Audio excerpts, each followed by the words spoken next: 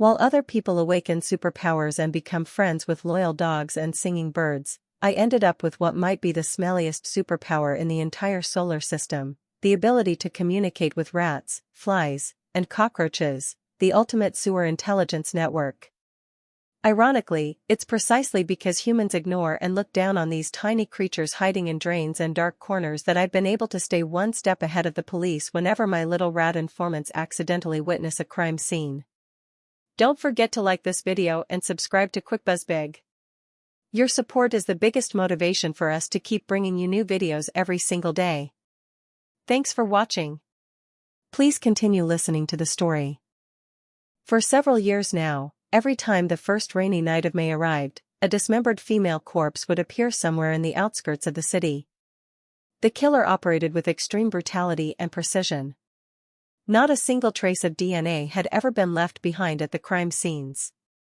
On top of that, the heavy rain washed away nearly every remaining clue, leaving the police unable to identify even a single viable suspect. Looking at the calendar, May was approaching once again. The entire Back Sun Criminal Investigation Unit was sitting on edge, terrified that another innocent woman would die beneath the blade of that cold-blooded murderer. Yet they had absolutely no leads to follow. And right at that moment, Captain Tran, for some reason, had decided to proudly call the city department and brag about how the Shuyan High branch had recently recruited an incredibly talented spiritual consultant. A girl who, despite not even officially starting the job yet, had already helped crack 2 major murder cases in a row. The moment Pham Hui heard that, his eyes lit up like a drowning man spotting a lifeline. Over the past few years, the City Bureau had exhausted every advanced investigative method available, yet the rainy night killer case had remained completely stagnant. At this point, it was basically a desperate attempt from every direction. Who knew, maybe this young girl's so-called supernatural abilities might actually produce a miracle. So Pham Hui reported the matter to his superiors and immediately drove down to the Shuyan High branch to borrow me. Only to be met with Captain Tran firmly saying, "Hell no." And honestly, his reasoning was perfectly justified. Last time, Pham Hui had openly mocked the clues I provided right to my face. Now he suddenly wanted to drag me up to the city headquarters. Who knew how they would treat me there? If I failed to uncover anything useful, there was a very real chance they would dump the blame on my head and turn me into a scapegoat for their own incompetence. Having his true thoughts exposed, Pham Hui's face flushed red with anger, but he still tried to defend himself in an aggrieved tone. "Miss Ha, you have to trust me. I'm the deputy captain of the city's criminal investigation division. How could I possibly stoop to some petty, backstabbing nonsense like that?" Don't listen to Captain Tran filling your head with nonsense. After spending some time working with Captain Tran, I already understood his personality well. He was upright, loyal, and fiercely protective of his own people. If he was rejecting this so strongly, then this case was definitely a genuine minefield. This serial murder case was far from simple. Captain Tran. I tugged lightly at his sleeve and lowered my voice. "Can we talk privately over there for a moment?" Seeing his prey about to slip away, Pham Hui panicked and shouted. "Hey! You're not dragging her off to secretly badmouth me, are you?" Captain Tran shot him a withering glare and sneered.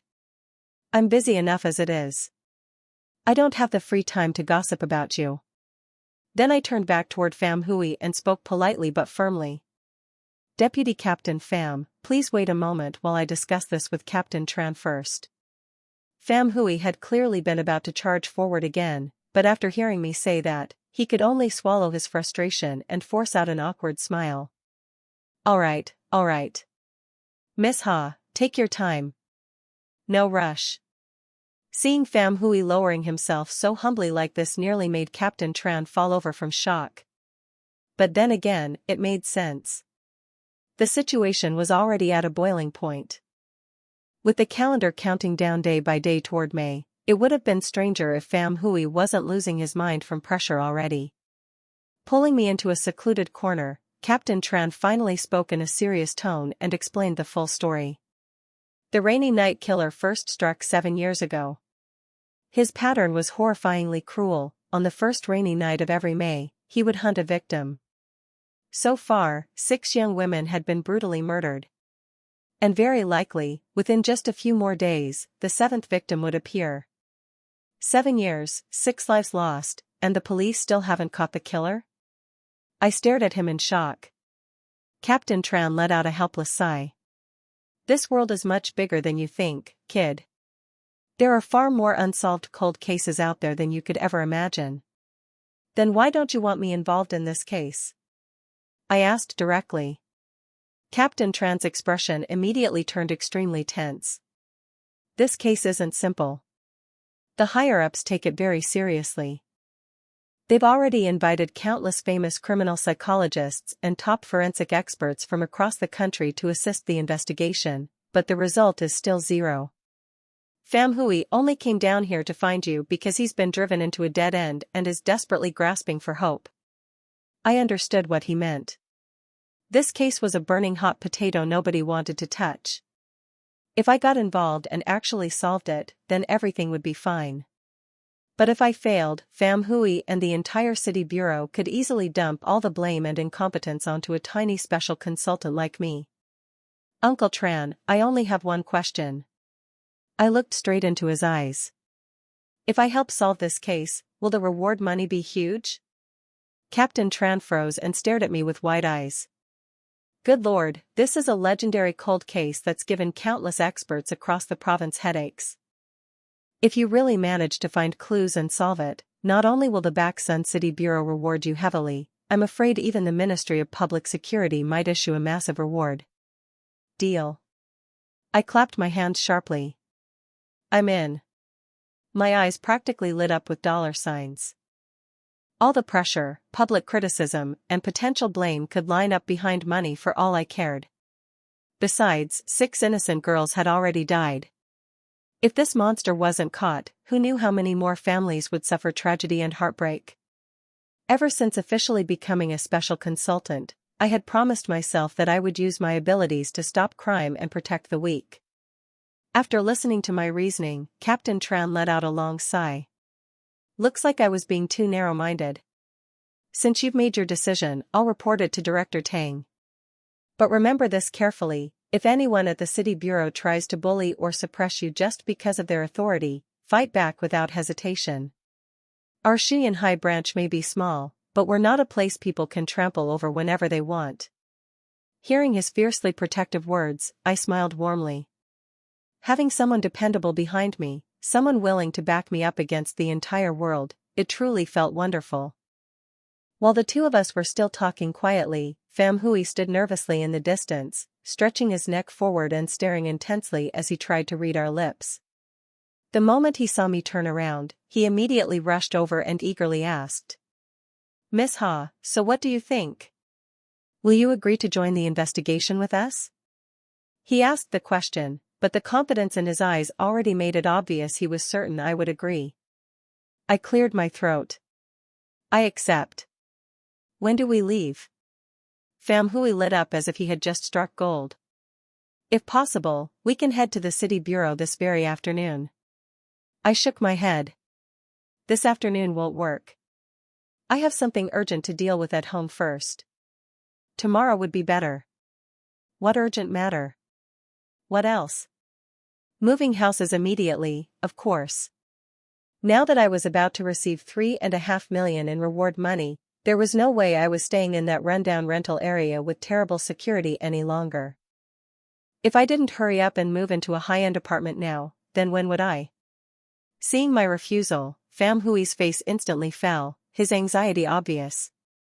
Miss Ha, could you at least spare us half a day this afternoon? This case is truly urgent. He had just contacted the Meteorological Bureau. According to the weather forecast, this year's first rain of May would very likely arrive on the night of May 1st itself. The countdown had already entered its final days.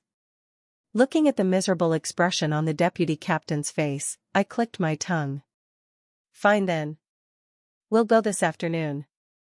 Let me head home and sort things out first. Pham Hui still needed to stay behind and report the situation to Director Tang, so he couldn't escort me personally. He called out after me. Once you're done with your personal matters, just give me a call. I'll personally drive over to pick you up. I saved his phone number and nodded. All right. I'll be as fast as possible. Watching my figure gradually disappear beyond the lobby, Pham Hui cleared his throat and turned toward Captain Tran with a deeply conflicted expression. Brother Tran, do you really think that girl can help us solve a nightmare case like this? Of course Captain Tran wanted the case solved too, but he could only let out a long sigh. No matter what, Hamak is still just a girl who graduated from college not long ago. Your bureau has already gathered countless top experts, and even they couldn't solve it. So what do you think? Pham Hui fell silent and slowly turned away, trudging back toward the director's office. Captain Tran fully understood the anxiety tearing through his colleague's heart right now. He shook his head lightly before leaving with a heavy expression. Once you wear the police uniform, who wouldn't want to throw monsters like these behind bars? But serial killers were not the kind of criminals you could simply catch just because you wanted to. As for me, before heading back to my rented room, I had to stop by the post office to pick up a mountain of packages.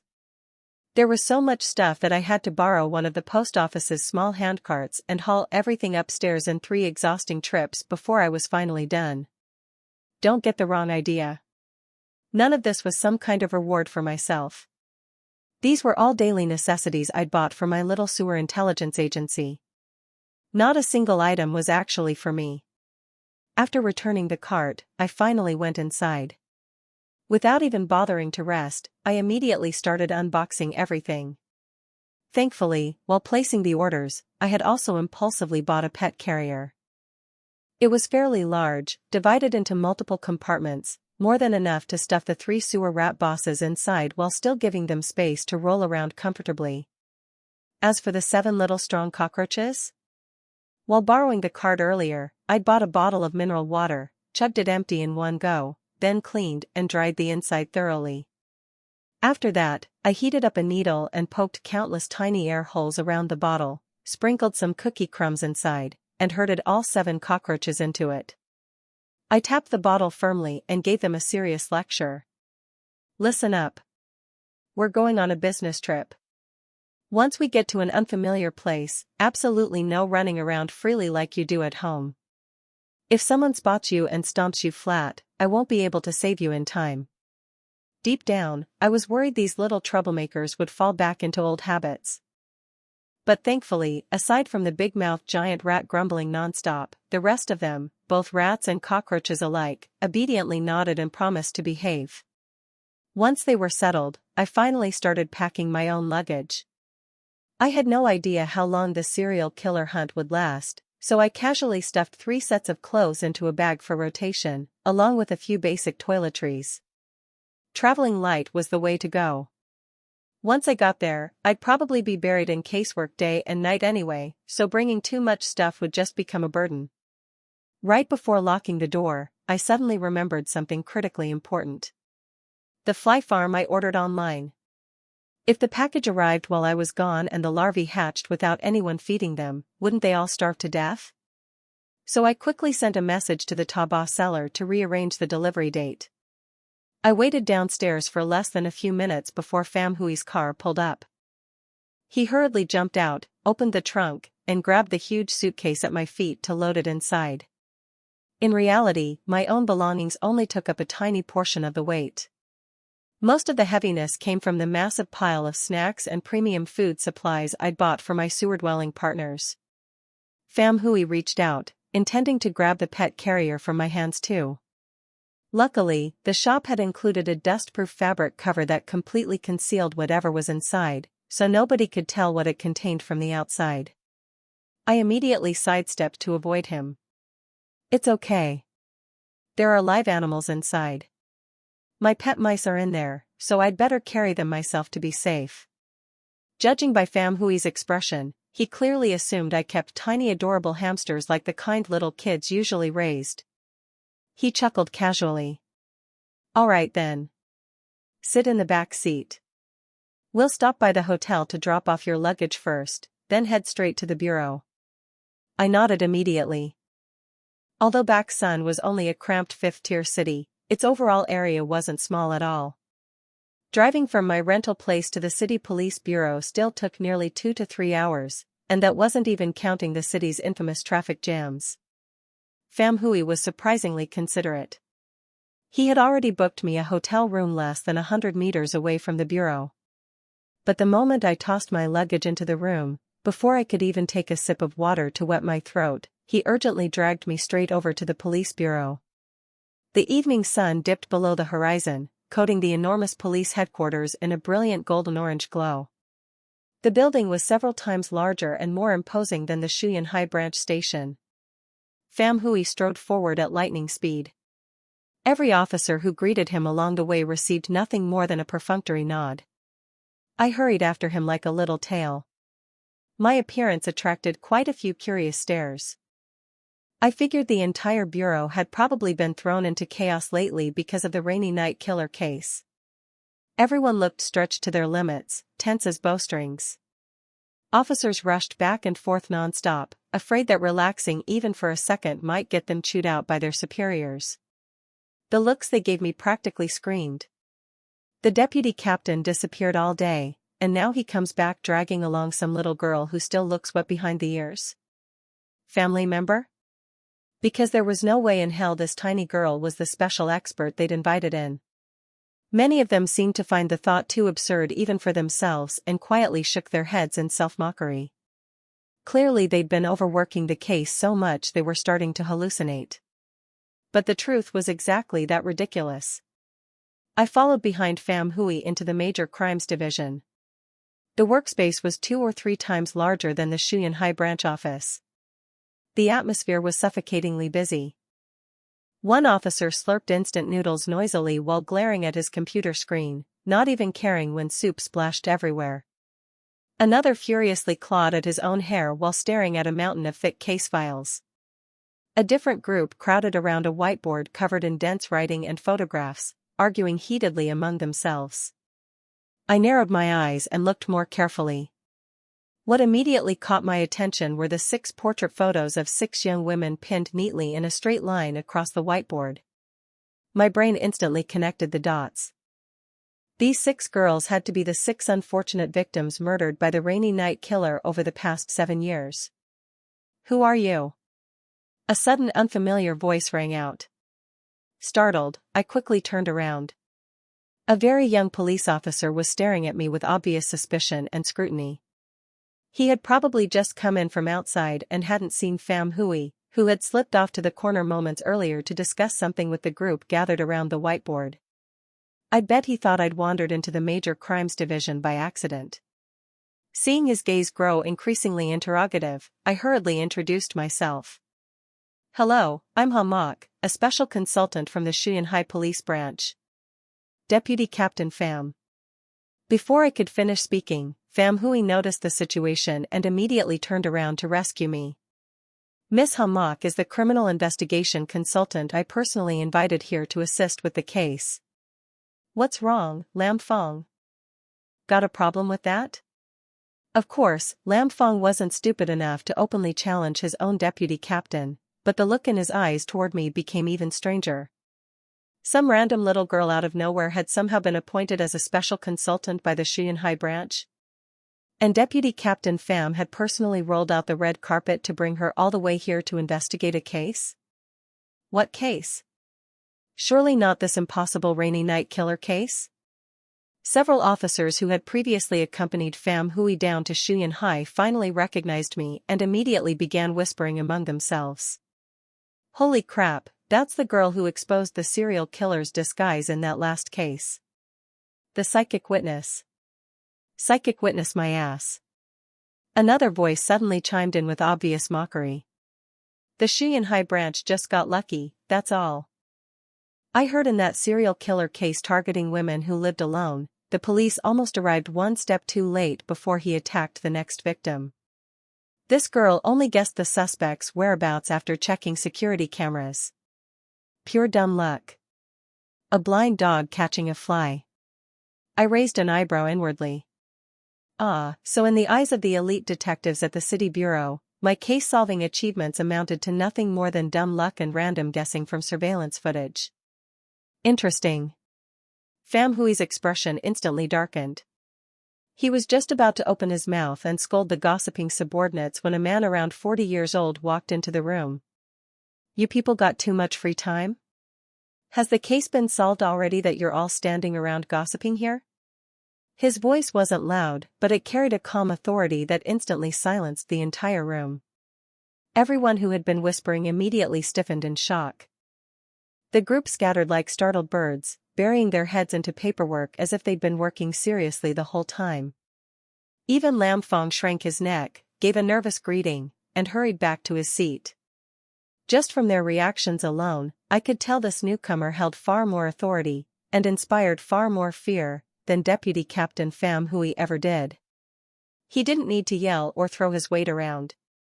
The pressure radiating from him alone was enough to make everyone obedient. It took me exactly 0.01 seconds to identify him.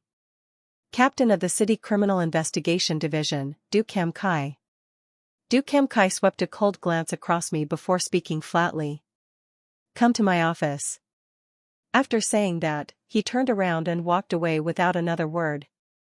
His attitude was ambiguous, impossible to tell whether it was a gesture of goodwill or a warning. Pham Hui scratched his head awkwardly and forced a smile at me. "Don't take it personally, Miss Ha. Captain Du has always been like that. In his eyes, there's only work and solving cases. The man doesn't even know what social etiquette is." I shrugged inwardly. Why would I care? I came here to solve a case and collect the reward money. Whether other people liked me or not made no difference. Their attitude couldn't be ground up and eaten anyway.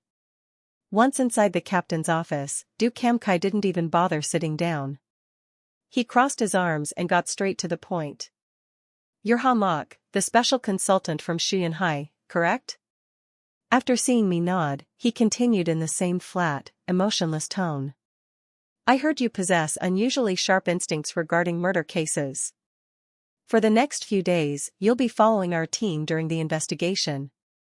But let me make one thing clear first, all of the Bureau's resources are currently being poured into this task force. We cannot provide you with any additional special treatment or support." The way he spoke carried the unmistakable vibe of an old veteran suppressing a newcomer. It was obvious he didn't particularly welcome my presence, but because the director had already approved it, he had no choice except to reluctantly tolerate me. I turned to look at Pham Hui. Clearly, he had practically begged on his knees to bring me here, yet now he was letting his captain greet me with a bucket of cold water dumped straight over my head. Pham Hui forced out an awkward smile that looked even worse than crying. "Captain Du, I already reported the situation to Director Tang earlier, and the director has already approved." "I never said I was sending her back."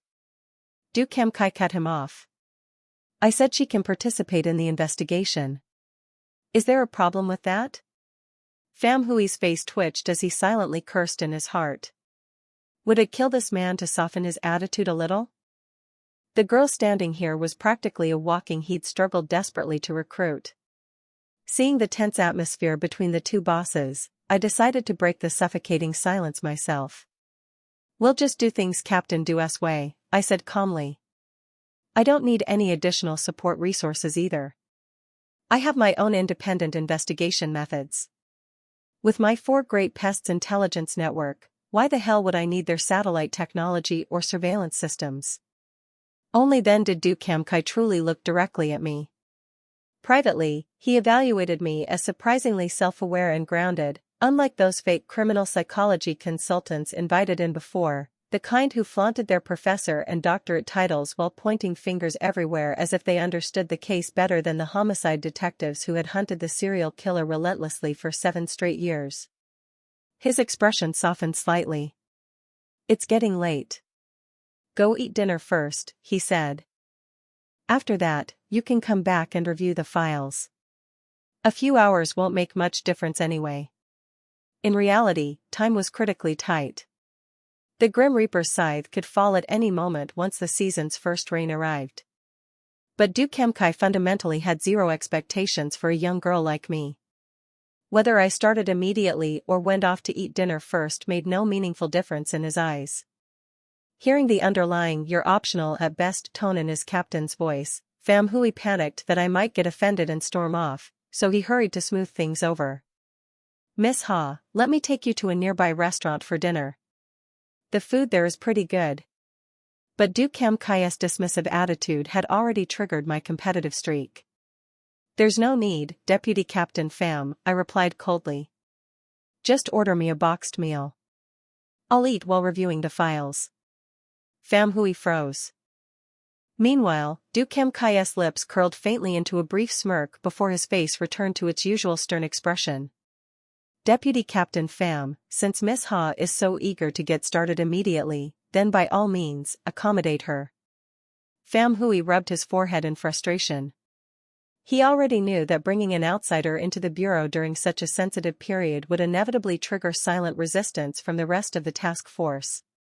But he hadn't expected this little girl named Hamak to be so stubborn that she'd rather starve while eating boxed rice than lower herself to flatter anyone, completely shattering even the fake surface-level harmony. "All right then. What would you like to eat, Miss Ha? Sweet and sour pork chop rice okay?" Pham Hui asked while forcing a smile. "Anything is fine," I replied casually. While waiting for the food to arrive, Pham Hui arranged an empty desk for me in the office. The moment I opened the case file, I instantly regretted ordering dinner. God damn it. Why hadn't anyone warned me beforehand that this case involved brutally dismembered corpses? The first thing that hit my eyes was a horrifying series of close-up crime scene photographs provided by the forensic team. Pieces of the victims' bodies were scattered everywhere throughout the images. The worst ones were the detailed close-up shots. My hands trembled as I picked up one of the photographs to examine it. Burying the body? No, planted into the flower bed would be more accurate.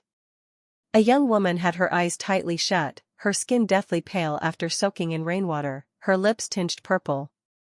She was wearing a beautiful silk slip dress, but after being exposed to the torrential rain all night, the soaked fabric clung tightly to her body. Calling it a flower bed was misleading, because the corpse hadn't actually been buried at all. The killer had forcefully planted the girl's upper body upright into the soft soil of the flower bed. Her torn silk dress spread outward around her like withered flower petals. The next photo showed the forensic team removing the body. The upper half had been severed cleanly across the lower abdomen with tremendous force. The killer hadn't removed any of the internal organs. But the moment the police lifted the upper body, the organs immediately spilled out and piled into the small hole where the victim had been planted.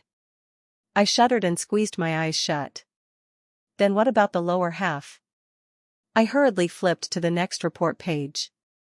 Very quickly, I found the answer. The girl's lower body had been stuffed upside down into a public trash bin less than 100 meters away from the flower bed. The report included the testimony of the first witness who discovered the crime scene. He was a sanitation worker. Early that morning, while heading to work, he spotted the upper body sticking out of the flower bed. At first, he thought it was some kind of mannequin or obscene doll someone had illegally dumped there. Curious, he walked closer to take a better look, only to realize in horror that it was real human flesh. The unnatural paleness and the marks on the woman's arms were absolutely not something machinery or silicone could replicate. The sanitation worker was terrified out of his mind. He frantically called the police, then sprinted nearly 100 meters away to escape the scene. But unexpectedly, when he reached the trash bin, he was horrified once again to see a pair of legs wearing high heels sticking upside down out of the bin opening. The legs were pale white and strangely clean, without a trace of mud on them. The poor man was so frightened that his legs gave out beneath him. He collapsed onto the ground, unable to stand back up. Only after the police arrived and calmed him down did he finally regain his senses. The report even included an oddly detailed note: the witness's pants had become soaked because he had been sitting in a rain puddle, not because he had lost control of his bladder. Reading that note left me both speechless and amused. Who on earth had the time to document things that meticulously? I continued flipping through the files of the previous victims. 5 years ago. 4 years ago. 3 years ago. all the way back to the very first case 7 years earlier. Every single victim had been displayed using the exact same brutal method. The upper body planted in a suburban flower bed. The lower body stuffed upside down into a nearby trash bin. I frowned deeply in thought. Just then, Pham Hui walked over carrying a boxed meal. "How strange," I murmured. "His killing method hasn't changed in the slightest over the past 7 years?" Pham Hui paused slightly, seemingly surprised by my question. He smiled and placed the boxed meal down at the corner of the desk. "You're quite sharp, Ko Ha. I figured you probably wouldn't be able to stomach that meal much longer either. After looking at those photos, anyone would feel sick." He pulled out a chair and sat down before continuing his explanation. "Every investigator who first takes over this case asks the exact same question you just did. Normally, serial killers all develop their own signature patterns, from the way they choose victims to the weapons they use. But during their first few murders, because they lack experience and their mentality is still immature, they inevitably leave behind mistakes or traces. Only after repeated practice do their methods gradually improve and become more refined and sophisticated." Pham Hui's expression darkened, his voice turning heavy. But in this case, the killer seemed to have reached perfection from the very first murder. Experienced. Ruthless. Decisive. He cleaned the crime scene so thoroughly that not a single valuable biological trace was left behind. "Then is it possible," I carefully proposed, "that the case 7 years ago wasn't actually his first kill?" Pham Hui nodded. "The task force suspected that possibility too.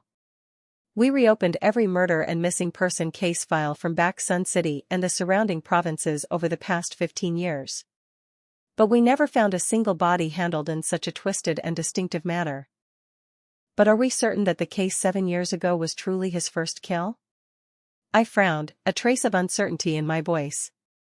"What if the first victim actually escaped? What if she's still alive somewhere, and we simply haven't found her yet?" A flash of surprise crossed Pham Hui's eyes. He slapped his thigh and exclaimed in admiration. "Captain Tran wasn't exaggerating. You really do have incredibly sharp instincts. You immediately picked up on the core issue."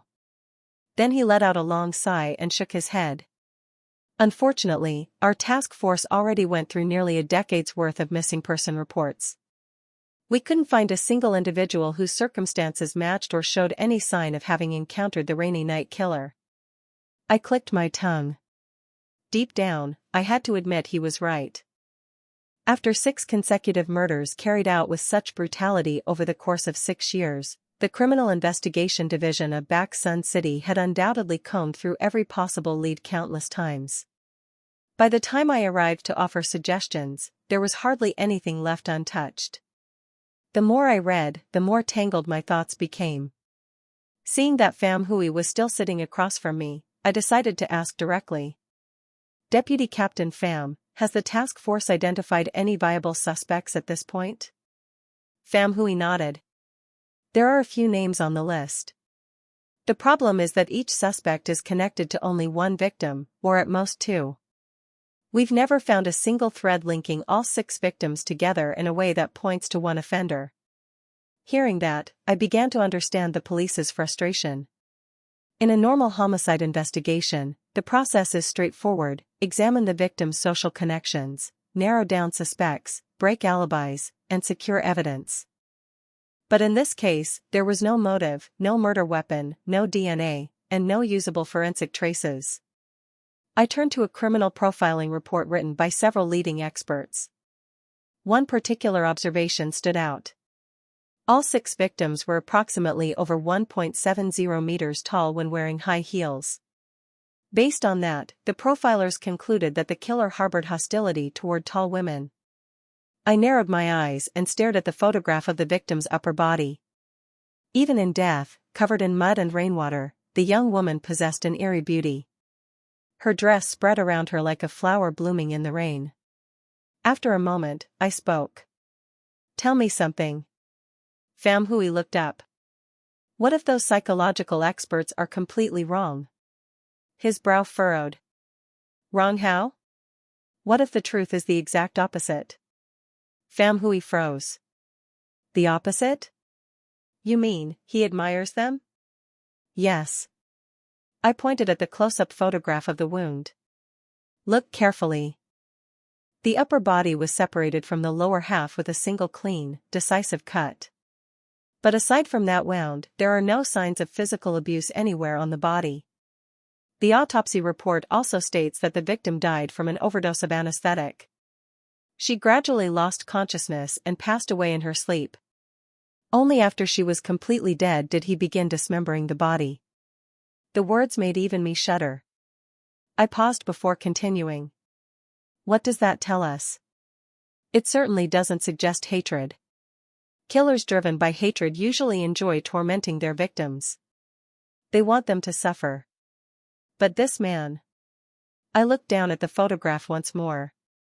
Seems to have gone out of his way to ensure his victims felt no pain at all before they died. He's far too gentle for someone who's supposed to be a serial killer. After hearing my analysis, Pham Hui's eyes flashed with agreement. He nodded thoughtfully. You're right. In fact, years ago, a psychology professor from Long Tan proposed a very similar theory. According to his assessment, the killer was likely a middle-aged man of below-average height. Because of his insecurity about his appearance, he developed a twisted mindset. He became obsessed with tall, slender, beautiful women but could never have them. That sick, possessive love eventually drove him to take their lives so he could keep them forever. I frowned. Then why didn't the task force expand the investigation in that direction? Pham Hui sighed and patiently explained. Think about it. Every victim was a woman over 1.7 meters tall when wearing high heels. For a short, physically unimposing man to subdue these women, inject them with anesthetics, and abduct them without leaving signs of struggle at the scene would be nearly impossible. He paused before continuing. Besides, the locations where the body parts were discovered were all secondary crime scenes. The killer must have had access to a private vehicle discreet enough to transport a body to remote suburban areas before disposing of it. So tell me, how would a short, middle-aged man who supposedly failed in his romantic life have the financial means to own a private car without being caught by traffic surveillance cameras? After hearing his reasoning, I had to admit that the possibility of the killer being a physically small man seemed rather low. Low, however, did not mean impossible. Modern criminals were full of tricks. Who knew what methods he might have used? I reached my conclusion. Deputy Chief Pham, tomorrow morning I'd like you to take me to the location where last year's remains were discovered. Then I muttered to myself. The life cycle of flies and mosquitoes is far too short. If something happened last year, those insects have probably gone through 80 generations already. There's no way to question them. Cockroaches live longer, some can survive close to a year, but I don't have high hopes for those little guys either. The area is remote and deserted. There's barely any garbage or leftover food for cockroaches to survive on. I let out a quiet sigh. My only hope right now lies with the rats. Sewer rats can survive 6 to 12 months in the wild. More importantly, they were highly social creatures that lived in communities. Perhaps the story of a faceless killer carrying corpses through the rain had been passed down from one generation of rats to another, becoming a terrifying urban legend of the underground sewers. Seeing how determined I was to visit the scene personally, Pham Hui appeared pleased by my enthusiasm on the surface. Yet there was still a hint of hesitation in his eyes. Miss Ha, the incident happened more than a year ago. Any physical evidence would have been erased by nature long ago. The scene is now overgrown with weeds and looks completely different from back then. If you want details, the forensic team took hundreds of photographs during the investigation. We also preserved surveillance footage from nearby intersections. Wouldn't it be better to stay here and review the photos and videos instead? I knew he thought the trip would be pointless. But I remained firm.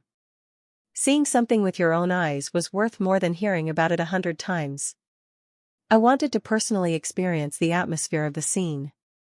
More importantly, I wanted to alert the local intelligence network. When Pham Hui realized I wouldn't change my mind, he finally relented. Alright. If you've made up your mind, I'll take you there tomorrow morning. For now, put those files aside and finish your meal. You can't fight a long battle on an empty stomach. Solving cases is a marathon, not a sprint. Your health comes first. After being reminded, I reluctantly closed the thick case file and forced down several bites of the now cold boxed meal. The moment I finished eating, I buried myself in the mountain of documents again, trying to absorb every tiny detail of the case. The files had accumulated over 3 years and formed a mountain of paperwork. There was no way I could finish reading everything in a single night. I resorted to speed reading, focusing only on unusual details and key witness statements. By the time I stretched and looked up from the documents, dawn was already breaking. The major crimes unit was still filled with people. The officers worked in shifts. Half of them had their heads resting on desks or were napping in dark corners to recover some energy. The other half sat with bloodshot eyes fixed on computer screens, continuing their endless review of case data. Pham Hui also needed to go home to change clothes and prepare for a new workday. He patted me on the shoulder. Miss Ha, it's getting very late. Go back to the hotel and get some sleep. I rubbed my stiff neck and asked. Don't we still have plans to visit the site where the victim's remains were discovered last year? Pham Hui nodded. Looking at me now, he could practically hear my joints creaking like a rusty tractor the moment I stood up. Exhaustion hit me like a tidal wave. He was right, I desperately needed a few hours of sleep to recharge. Being the considerate person he was, Pham Hui drove me all the way back to the hotel entrance before returning to headquarters. As soon as I got back to my room, I ignored the big rat's sarcastic comments and constant grumbling. I tossed some food to the rats and cockroaches, rushed into the bathroom for a quick wash, then collapsed onto the bed and fell into a deep, dreamless sleep. The next morning, I was awakened by the relentless ringing of my phone. It was another unfamiliar number. Still half asleep, I fumbled around for the phone and answered with my eyes barely open. Hello, who's feeding who? There was a second of silence on the other end before a somewhat familiar male voice replied. This is Lam Fong. We met at headquarters yesterday, Ha Mok. His tone was flat and emotionless. Deputy Chief Pham got tied up with something unexpected this morning. The boss assigned me to take you to the outskirts to inspect the secondary crime scene from last year's case. Let me know whenever you're available. The moment I heard the words crime scene, all traces of sleep vanished. I shot upright like a spring. Where are you right now? Lam Fong answered casually. At headquarters. You can go back to sleep if you want. There's no rush. Wake up, get ready, and come over whenever you have time. Then we'll head out. The indifferent tone in his voice made it obvious that he wasn't exactly thrilled about this ridiculous assignment that Pham Hui had dumped on him. In fact, it sounded like he was secretly hoping I'd sleep until the afternoon so he wouldn't have to go at all. Afraid he might hang up and abandon the mission entirely, I hurriedly shouted. Wait. Give me 30 minutes. Meet me in front of the police headquarters in half an hour. With that, I hung up. On the other end of the line, Lam Fong stared blankly at his phone as the disconnected tone continued beeping in his ear. A colleague sitting nearby, Ha Tu Trak, noticed his expression and leaned over curiously. What's wrong, Fong? Too tired? Did you stay up all night digging through case files and now don't feel like going on that field inspection with the consultant girl? Tu Trak grinned mischievously. Or are you upset because old Pham stuck you with the errand boy role and turned you into her personal chauffeur? Lam Fong and Tu Trak had been friends since their days at the police academy. They joined the criminal investigation unit in the same intake and had been on the job for less than 6 months, so they were extremely close and often joked around without restraint. Lam Fong frowned, tossed his phone onto the desk, and muttered. It's not that. She said she'll be at headquarters in 30 minutes. Tu Trak's eyes widened. Seriously? She sounded half asleep just now. She'll be here in 30 minutes? No way. She's bluffing. If it were detectives like them, 30 minutes would be overkill. 10 minutes was enough. 1 minute for the bathroom. 2 minutes to brush their teeth. A few seconds to splash water on their faces. 1 minute to change clothes. Then straight downstairs and into the car. Done. But who was Hamak? Just an ordinary civilian girl fresh out of college with some obscure fine arts degree. Most girls spent half an hour just applying foundation and drawing their eyebrows. How could she possibly make it to headquarters on time? Lam Fong clicked his tongue, shrugged, and returned to typing away at his keyboard. Whatever. I'll drag myself out to the gate in 30 minutes and see for myself. Honestly, it'd be best if she showed up late, or didn't show up at all. Then I wouldn't have to waste time driving her around sightseeing. At a time like this, I'd rather stay here and go through case files. Who knows? Maybe I'll find a breakthrough and uncover the truth about the rainy night killer before he strikes again. Trake nodded in agreement. Fair point. Then he turned back to his own desk and resumed working. 30 minutes passed in the blink of an eye. Lam Fong deliberately lingered for a few extra minutes, allowing for the delay he was convinced I would make. Only then did he lazily make his way toward the headquarters entrance.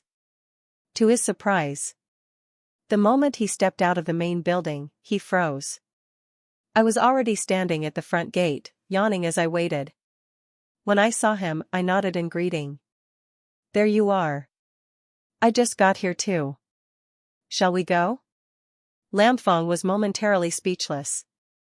He had been certain that I would show up late, giving him the perfect excuse to mock me before reporting back to Pham Hui and getting rid of me altogether. Instead, I had arrived exactly on time. Not only that, I appeared easygoing and cooperative, without the slightest trace of the spoiled princess attitude he had expected. His plan to find fault with me had failed before it even began. Although annoyed inwardly, he still managed to squeeze out a professional smile. Get in. As I opened the car door and climbed inside, Lam Fong immediately noticed 2 large bulges sticking out from the pockets of my jacket. Both pockets were stuffed so full that they looked like inflated balloons. Meanwhile, the backpack on my back was practically flat. Being a police officer, suspicion was second nature to him. The moment he spotted something unusual, the question slipped out before he could stop himself. Hey, Hamak. What on earth are you carrying in those pockets? Why don't you just put it in your backpack? My heart skipped a beat. I quickly covered both pockets with my hands.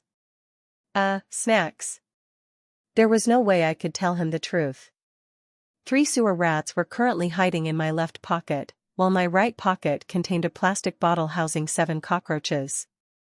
If I put them all in the same backpack, it would basically become an all-you-can-eat buffet for the rats. They had to be separated. Seeing the uncomfortable look on my face and realizing I clearly didn't want to discuss the subject, Lam Fong wisely chose not to pry any further. Once the car merged into traffic, Lam Fong cleared his throat and tried to make conversation. He sounded concerned on the surface, but the sarcasm was still impossible to miss. You got back pretty late last night. Did you even get enough sleep? Be careful. You might end up yawning your head off at the crime scene. I replied calmly. You don't need to worry about me. You stayed up later than I did reviewing case files, and you got up earlier than I did this morning. Yet you're not yawning. So why would I be sleepy? Lam Fong blurted out. How can you compare yourself to us? Halfway through the sentence, he caught sight of my expressionless face and immediately corrected himself. That's not what I meant. I'm not saying you're incapable. It's just that we're criminal investigators. We're used to staying up all night working cases. When a major investigation comes along, going 2 or 3 days without proper sleep is practically routine. You're an outsider. You haven't gone through formal training. I was worried you might not be used to this kind of workload. I curled my lips into a faint smile. Then you're worrying for nothing. When I was working as a consultant in Shanghai, pulling all-nighters on investigations was pretty much a daily occurrence. The moment I played the Xuyan High Consultant card, Lam Fong immediately fell silent. He no longer dared to continue probing. The more he talked, the greater the chance he'd say something stupid and get shut down by me again. The car sped out of the city center and headed toward the remote outskirts. After driving for quite some time, Lam Fong finally turned onto a deserted road and nodded toward the area ahead. "We're here." The flower bed in front of us was where the remains of the sixth victim had been discovered the previous year. Pham Hui had already warned me that after an entire year, the scene had changed dramatically and no longer resembled the photographs. But even with that warning, I was still stunned when I saw the so-called flower bed with my own eyes. Flower bed? This looks more like an abandoned cattle pasture. The flower bed that had appeared bare and desolate in last year's crime scene photos was now covered in dense green vegetation. The open patch of ground visible in the old photographs had been completely swallowed by thick shrubs and large trees. This area wasn't nearly as busy as downtown, but there were still plenty of people passing through every day. On the other hand, if the killer wanted to dispose of a body here now, it would be far more difficult than it had been a year ago. The moment Lam Fong's car screeched to a stop, I threw open the door and jumped out. In the blink of an eye, I slipped behind the vehicle and disappeared from sight. The young detective immediately panicked.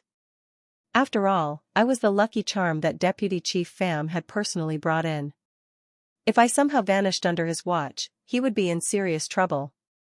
Ripping off his seatbelt, Lam Fong jumped out of the car and shouted anxiously, "Hamok." Meanwhile, I calmly pulled a sketch clipboard and a pencil out of my backpack. These were tools I had prepared specifically for this trip. Once I gathered information from the local residents around here, I planned to sketch out the killer's movements as accurately as possible. Unfortunately, the brand new clipboard already had a corner chewed off, and the pencil was covered with tiny bite marks. I held my forehead in despair. I instantly knew who the culprits were. Those sewer rats. There was plenty of food and snacks available, yet they still insisted on chewing wood for entertainment. Suppressing my irritation, I pretended not to notice and began sketching a few basic lines across the blank sheet of paper. Watching my strange behavior, Lam Fong finally gave in to curiosity and walked over. "Miss Ha, what exactly are you doing?" I paused for a moment before answering with a perfectly straight face. "It's easier this way. I need to sense the field. I have a feeling I'll be able to reconstruct the killer's body disposal route." Lam Fong stood there speechless for several seconds. "You sense what?" I answered with a cold, serious expression. "The field." Lam Fong sucked in a sharp breath. For a moment, he couldn't find any words. Inside his head, he was probably screaming. So this special consultant that Deputy Chief Pham went through so much trouble to recruit is actually some kind of spiritual medium? Sensing residual energy from a crime scene after an entire year? The only thing she'd be sensing was a cold. Ignoring the fact that he seemed completely frozen in place, I spoke first. "Didn't Deputy Chief Pham explain my investigation process to you guys?" Lam Fong shook his head. "No. But I did hear some rumors from the officers over at Xuyan High Branch Bureau. I knew exactly what they had been gossiping about." Please stay tuned for the next part. Like and follow my channel to get story updates faster. Thank you all very much.